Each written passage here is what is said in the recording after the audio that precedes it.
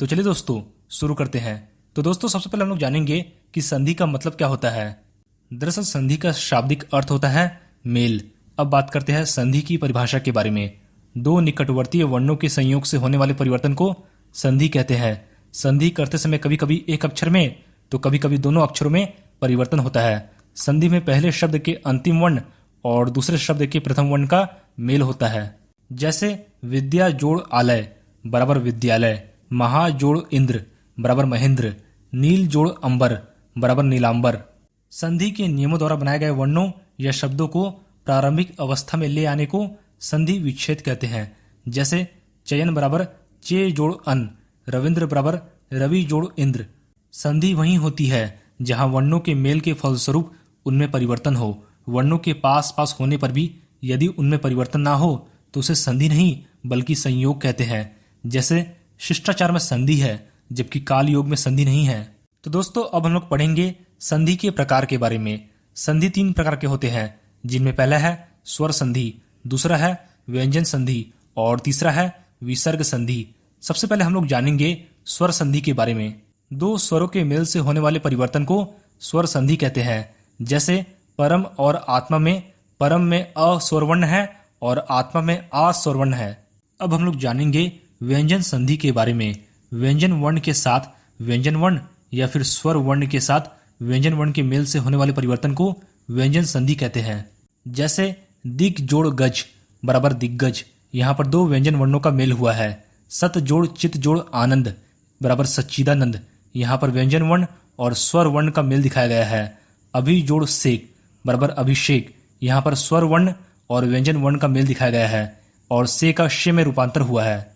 अब हम लोग जानेंगे विसर्ग संधि के बारे में। विसर्ग के साथ स्वर वर्ण या व्यंजन वर्ण के मेल से जो परिवर्तन उत्पन्न होता है तो उसे विसर्ग संधि कहते हैं। जैसे नी जोड़ आशा निराशा, नमः जोड़ कार बराबर नमस्कार, मनः जोड़ विज्ञान बराबर मनोविज्ञान। तो दोस्तों अब हम लोग पढ़ेंगे स्वर संधि के भेद के बारे में।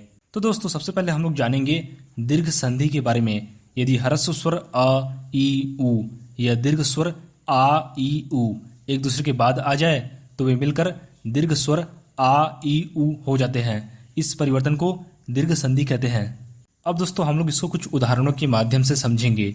जैसे पहला है अन्य जोड़ अन्य बराबर अन्याय, गज जोड़ आनंद बराबर गजानन, परीक्षा जोड़ अर्थी बराबर परीक्षार्थी, तथा जोड़ आगत बराबर तथागत। दूसरा है रवि जोड़ इंद्र बराबर रविंद्र, इसी तरह रजनी जोड़ ईश बराबर रजनीश। और तीसरा है गुरु जोड़ उपदेश बराबर गुरुपदेश, इसी तरह भू जोड़ उधर्व बराबर भूधर्व। तो दोस्तों अब हम लोग जानेंगे गुण संधि के बारे में।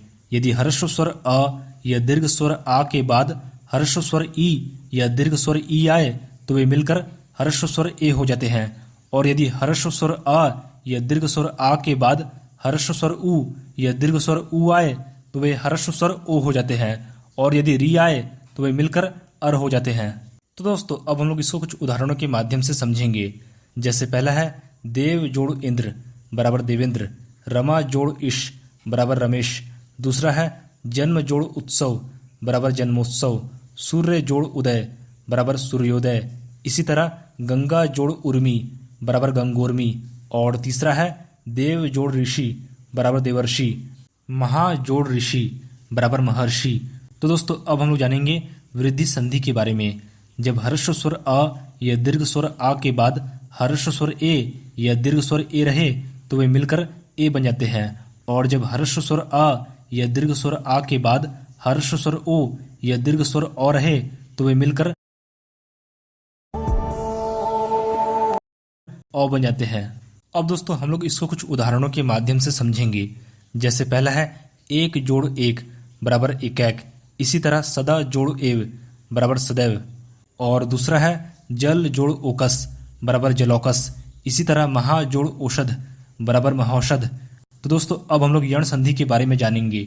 जब ह्रस्व स्वर ई या दीर्घ स्वर ई, ह्रस्व स्वर उ या दीर्घ स्वर उ और री के आगे कोई अलग स्वर आता है तो ये क्रमशः य, व और र में परिवर्तित हो जाते हैं। इस परिवर्तन को यण संधि कहते हैं। तो दोस्तों अब हम लोग इसको कुछ उदाहरणों के माध्यम से समझेंगे। जैसे पहला है प्रति जोड़ एक बराबर प्रत्येक। इसी तरह अति जोड़ आवश्यक बराबर अत्यावश्यक। दूसरा है अनु जोड़ अय बराबर अन्वय। इसी तरह गुरु जोड़ औदार्य बराबर गुरुद्वार्य। और तीसरा है मातृ जोड़ आनंद बराबर मात्रानंद। तो दोस्तों अब हम लोग अयादी संधि के बारे में जानेंगे। जब ह्रस्व स्वर ए ओ और दीर्घ स्वर ए ओ के बाद कोई अलग स्वर आता है तो ह्रस्व स्वर ए का अय हो जाता है, दीर्घ स्वर ए का आय हो जाता है, ह्रस्व स्वर ओ का अव हो जाता है और दीर्घ स्वर औ का आव हो जाता है। इस परिवर्तन को अयादी संधि कहते हैं। अब दोस्तों हम लोग इसको कुछ उदाहरणों के माध्यम से समझेंगे। जैसे पहला है ने जोड़ अन बराबर नयन, न जोड़ अक बराबर नायक। इसी तरह पो जोड़ अन बराबर पवन, पौ जोड़ अक बराबर पावक। तो दोस्तों इस वीडियो को लाइक और शेयर करके आप हमारा आत्मविश्वास बढ़ा सकते हैं और हमारे चैनल पर पहली बार आए हैं तो चैनल को सब्सक्राइब जरूर करें। धन्यवाद।